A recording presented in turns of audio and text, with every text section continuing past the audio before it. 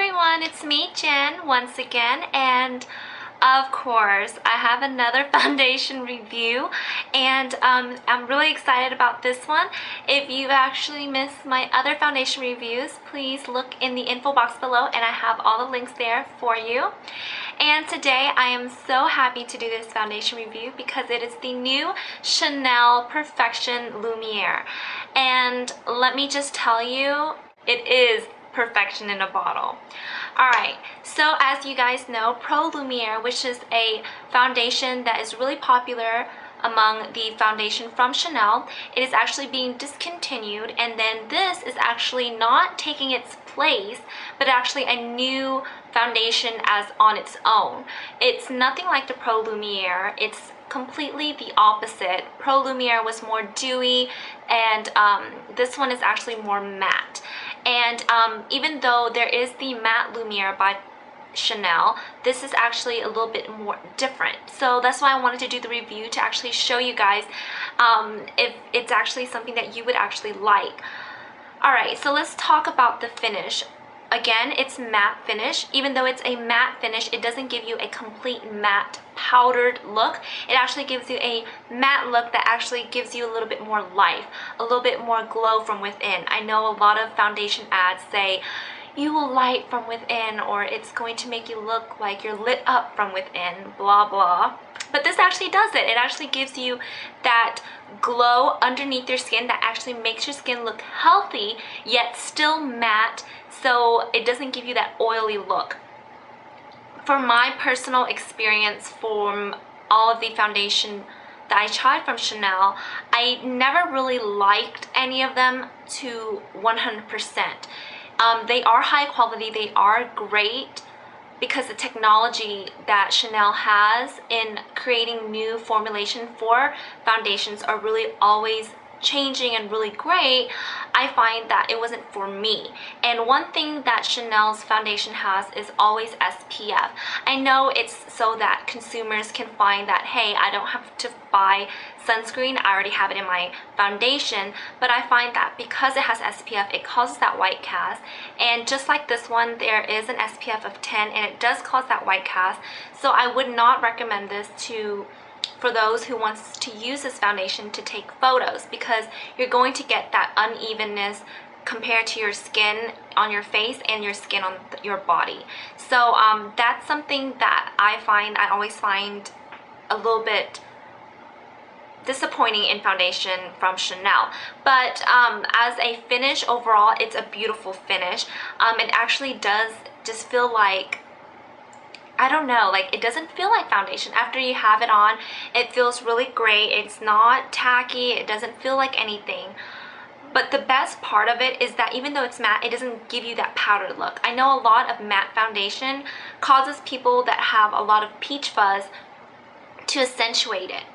And the reason why it accentuates it is that it lays on top of the peach fuzz, and it makes it look, I guess, a little bit too cakey. And this actually blends in really well. I have a lot of peach fuzz, as you guys already know, and it actually lays down really nicely and looks like skin.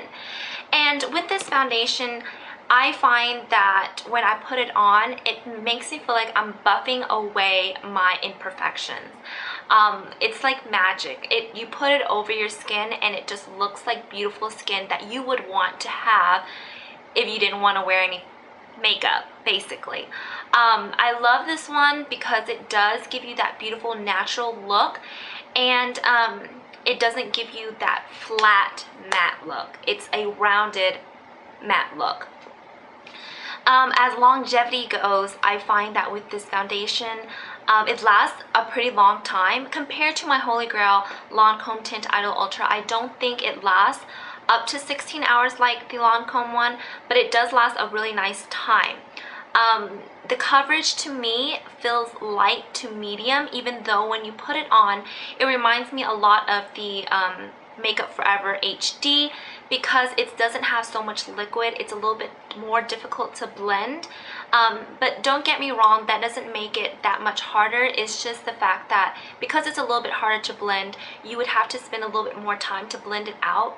But that will give you a light finish and not a full coverage. but you can build it up. The one thing that I do want to state is that you can build it up, but notice when you wear it, when you do build it up, the color does change, in my opinion, because it oxidizes. When you wear it on your skin really lightly, it's perfect. It perfectly blends into your skin color. But when you double it up and you build up the color for full coverage, I find that oxidation does become a problem, and it does oxidize a little bit too much. But I don't really ever wear it fully. I always wear it from light to medium coverage, and it blends into my skin perfectly. Alright, so speaking of color-wise, Chanel's color never ever meets my color. It never matches. It just doesn't matches because for other foundations, it was either too gray, too pink, or too orange for me, and my skin tone is very neutral and yellow, and I think that with Chanel it was a little bit harder. But what's really great about this foundation is that the color range is really large. If you think MAC color range is large, this is like next up there. They have B for yellower skin, BR for more rosy skin, and ombre, which is the new category for foundations in Chanel, and it's actually more orange and warmer tones if you were to have darker skin tones.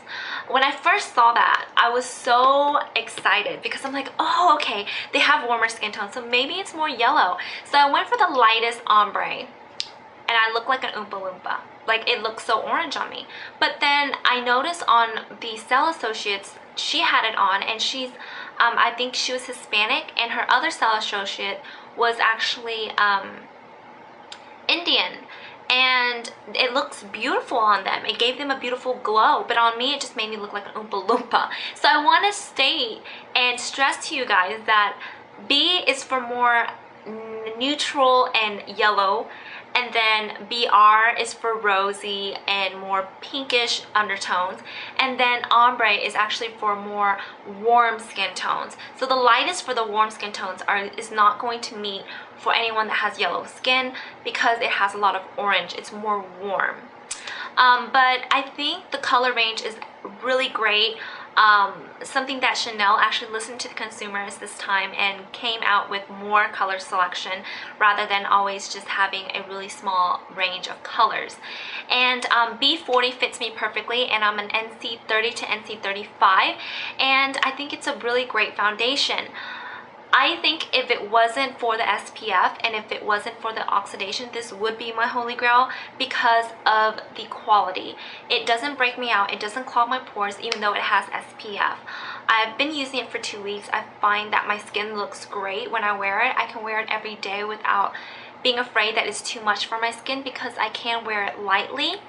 And also another thing that I love about this foundation is that I don't have to powder because it actually finishes really matte in a way where it looks like real skin, and powdering would just not do anything to it because it already looks so great, it already looks so matte. So the container is exactly the same as all of the other foundations by Chanel except for the Vita Lumiere Aqua. This is actually a glass container with a pump, and I know with the matte Lumiere it does dry up at the tip, and then so when you pump it actually squirts because it dries up and clogs.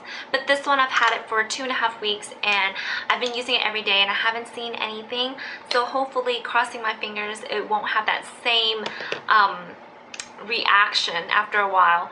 But I really like the fact that it's small, it's compacted, you do feel like you got worth your money, and it's 1 fluid ounce, and I just love it. I love the smell. I love Chanel smells, lipsticks, everything. I don't really like scents in my makeup because sometimes it just doesn't smell good. Like MAC, the vanilla, I'm not a vanilla person. So with Chanel though, I love their peachy, rosy smell. I think with this foundation in particular, the smell is a lot stronger than any of their other foundations, but it doesn't bother me because it smells so pleasant. Like, it smells like roses and peaches, and I think anyone that likes the floral fruity smell, you will like this. So to me it doesn't bother me, but it might bother those who have really sensitive smelling. So I think that is it. I really do recommend this foundation for those who have oily skin, because it does control your oil. It does, you can actually prevent more oil by powdering it, because the fact that it is a powdery foundation and then going over it with a powder, it actually will work. I would recommend this for dry skin, just because it gives you that really beautiful look, and it doesn't look drying, and I think going over dry patches it wouldn't look too bad. But if Chanel foundations is a little too pricey for you, which I understand, $50 for 1 ounce is a little bit too much, then I would recommend the Lancome Tint Idol Ultra, because it's very similar in my opinion. The only difference is the smell and the SPF, as well as a little bit more of a better blend. So yeah, I hope that this was helpful and that I could help you in any way. So if you have any questions about this foundation or any comments, please leave it below, and I will see you in my next video. Bye!